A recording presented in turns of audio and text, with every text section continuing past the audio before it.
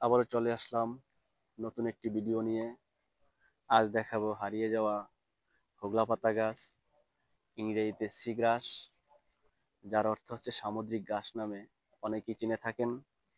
এটি মূলত 10 থেকে 15 ফুট বা সর্বোচ্চ 20 ফিট পর্যন্ত হয়ে থাকে। এই হোগলা পাতা গাছ দিয়ে আমাদের দেশে মাদুর বা পাটি জাতীয় হোগলা তৈরি করা হয়। সেই হোগলা আবার বিভিন্ন কাজে ব্যবহার করা হয়, যেমন ধান শুকানোর জন্য ব্যবহার করা হয়, খাটে ব্যবহার করা হয়। এছাড়া আরো নানান কাজে এই হোগলা পাতা দিয়ে তৈরি হোগলা বিভিন্ন কাজে ব্যবহার করা হয়। তাছাড়া এটি একটি কুটির শিল্প হিসাবে একসময় ব্যবহৃত হতো।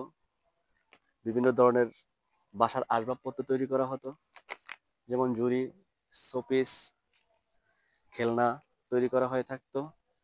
এক সময় এই হোগলা পাতা দিয়ে পাটি তৈরি করে বিক্রি করে তাদের জীবিকা সংগ্রহ করে থাকে। অনেকে আবার এই হোগলা পাতা জ্বালানি হিসাবে ব্যবহার করে থাকে। মানে এই হোগলা পাতাটি বিলুপ্তর পথে।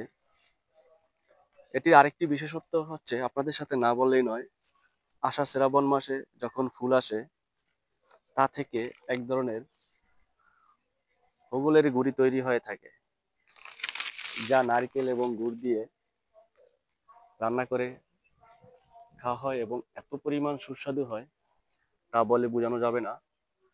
আপনাদের দেখাবো যে কোথা থেকে হোগল সংগ্রহ করা হয়, যেটা নারকেল এবং গুড় দিয়ে রান্না করা হয়। এই যে একটি ফুল আছে, এর ফুলের উপরে ঠিক এখানে এই জায়গাটাতে আপনার একটি ফুল আসে, এই ফুলটা থেকেই হোগল সংগ্রহ করা হয়ে থাকে। এবং যখন নারকেল এবং গুড় দিয়ে আপনি রান্না করবেন এবং খেয়ে দেখবেন, এই যে টেস্ট, আপনি একবার খেলে ভুলবেন না। প্রতি বছরই তখন আপনি এই হোগলের জন্য অপেক্ষায় থাকবেন যে কখন আসবে সিজন, আষাঢ় শ্রাবণ মাসে কখন হোগল নিয়ে রান্না করে খাবেন। এটি মূলত নদীর কিনারা জুড়ে বেশিরভাগ হয়ে থাকে। চর অঞ্চলে যে ফুলে বেশি হয় সে এখান থেকেই মূলত এর উৎপত্তি। অনেকে আবার অনেকে তো এগুলা চাষাবাদও করতো, কিন্তু এখন আর সে মানুষ তা করে না। এখন গুলা নিচ থেকেই হয়ে থাকে, ওই ফুল থেকে বিচি মাটিতে পড়ে, তা থেকেই হোগল গাছ হয়ে থাকে।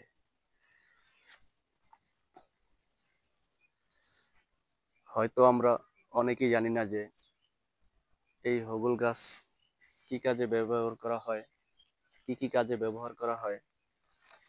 তাই আপনাদের সামনে আমি তুলে ধরলাম যে হোগল পাতা গাছ দিয়ে এবং হোগল পাতা গাছ থেকে আমরা কি কি পেয়ে থাকি আর কি কি তৈরি করা হয়, তাই আপনাদের সামনে আমি তুলে ধরলাম।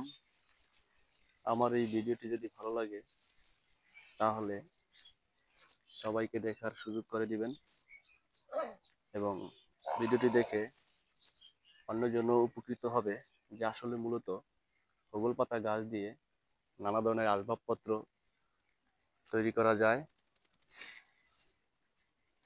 তাই ভিডিওটি ভালো লাগলে সবাই শেয়ার করে দিবেন। আজ এই পর্যন্তই। সবাই সুস্থ থাকবেন, ভালো থাকবেন। আল্লাহ হাফেজ।